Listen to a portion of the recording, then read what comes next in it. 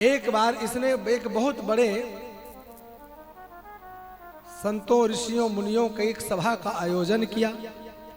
उस आयोजन में देश देशांतर के लोगों को बुलाया गया। सभी राजा महाराजा ऋषि मुनि सिद्ध गंधर्व यक्ष सब इकट्ठे हुए। हजारों की संख्या में भीड़ लगी। जब सब एकत्रित हो गए, यहाँ तक कि भगवान शिव ब्रह्मा एवं नारायण भी वहां उपस्थित हुए। जब संपूर्ण भीड़ एकत्रित हो गई, तब दक्ष भी उस भीड़ में, उस सभा के बीच में आया। चमर छत्र से युक्त बंदीजन इसका गुणगान गा रहे हैं। बोलिए प्रजापति दक्ष जी महाराज की जय जयकार हो रही है। और उस सभा में आया, तो सभा में जैसे ही आया तो इसके स्वागत के लिए सब के सब उठ खड़े हुए और यह जाकर अपने सिंहासन पर पहुंचा बैठने के लिए। तो सब पर इसकी एक दृष्टि गई। देखने लगा कि मेरे आने पर कौन कौन नहीं खड़े हुए। जिसके अंदर अभिमान आता है ना, वो ये नहीं देखता है कि कितने लोग खड़े हुए।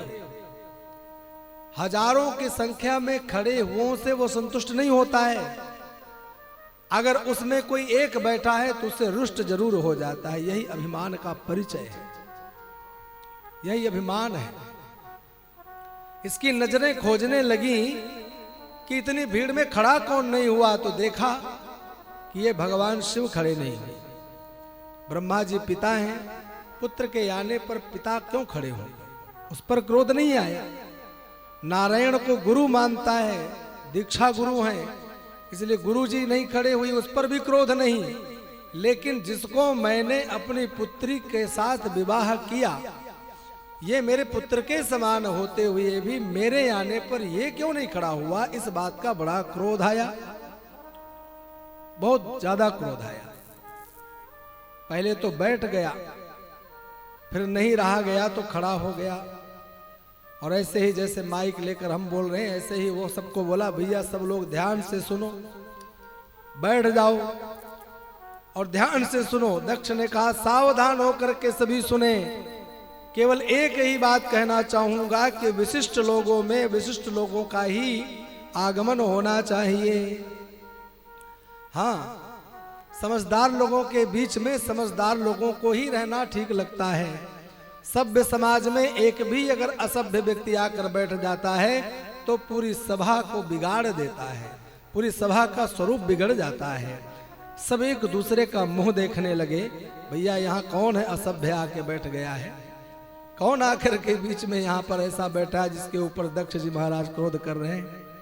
हाँ, ये दक्ष ने किसको इशारा किया, किसके बारे में ये कह रहे हैं? दक्ष ने कहा देखो इधर उधर क्यों देख रहे हो, यह शंकर तुम्हें दिखाई नहीं पड़ रहा है? हाँ, शिष्ट लोगों में बैठना जानता ही नहीं है। शिष्टाचार क्या होता है इसे ज्ञान ही नहीं है। 24 घंटे भूत प्रेत डाकनी पिशाचनी प्रेतों के साथ में रहने वाला ये क्या जाने सभ्य लोगों के बीच में कैसे जाया जाता है, कैसे उठा बैठा जाता है। ये सभ्यता कैसे समझेगा, इसे तो हमें समझाना पड़ेगा। अयम तु लोकपालानां यशोघ्नो निरपत्रपः। कहता है लोकपालों में इसने हमारी प्रतिष्ठा को धूमिल कर दिया है। निरपत्रपः अर्थात इसमें तनिक भी लज्जा नहीं है, इसमें बिल्कुल भी लज्जा नहीं, निर्लज्ज है। बुरी तरह से यह गालियां देने लगा, बुरी तरह से गालियां देने लगा। और गालियां दे केवल इसलिए रहा है कि इसे पद प्राप्त करके अभिमान आ चुका है।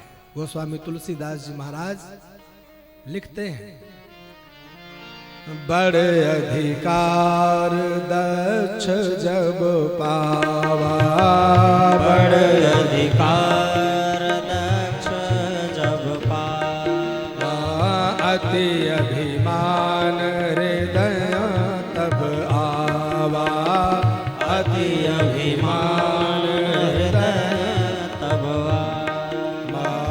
नहीं को अस जन्मा जग माही,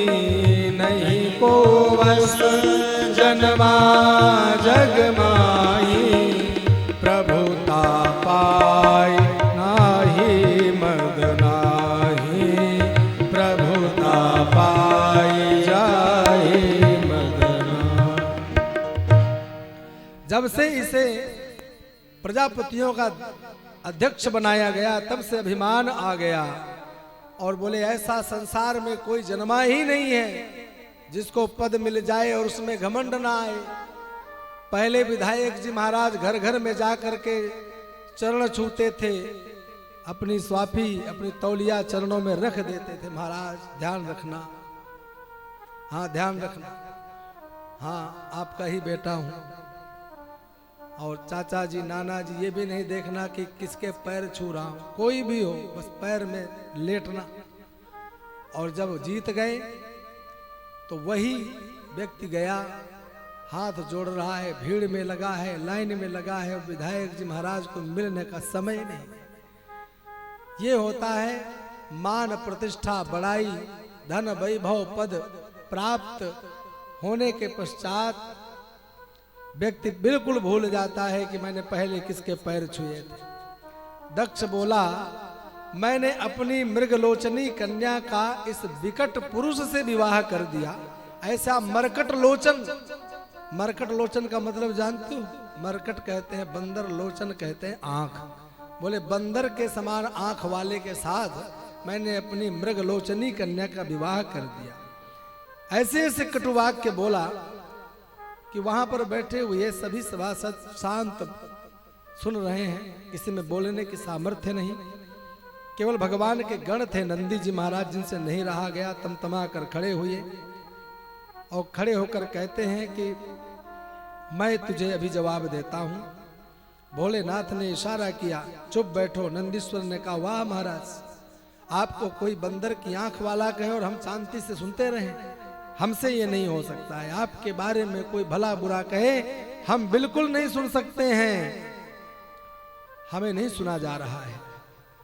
और तुरंत गरज करके नंदीश्वर ने दक्ष को ललकार के कहा गोस्वामी जी महाराज के शब्दों में, हरि हर निंदा सुनई जो काना, हरि हर निंदा सुनई जे काना, होई पाप गौ घात समाना, होई पाप गौ घात समान। नंदीश्वर बोले स्वामी आपकी निंदा सुनने वाले को गौवध का दोष लगता है, मैं आपका दोष न देख सकता हूँ न सुन सकता हूँ। भोलेनाथ मुस्कुरा पड़े, अरे भाई कोई बात नहीं, गाली ही तो दे रहा है, क्या हुआ, हमारे ससुर जी ही तो हैं, गाली दे रहे हैं, देने दो। बोले नहीं महाराज हमसे तो नहीं सुना जा रहा है। हाँ बस आज इन्होंने नंदीश्वर ने भी इसको अनेक प्रकार से डांटा और खूब श्राप दिया। वहां श्रापाश्रुपी चलने लगी। दक्ष नंदी गणों को श्राप देने लगा, नंदी गण दक्षादिकों को श्राप देने लगे, वहां बैठे हुए सभी के लिए श्राप देने लगे।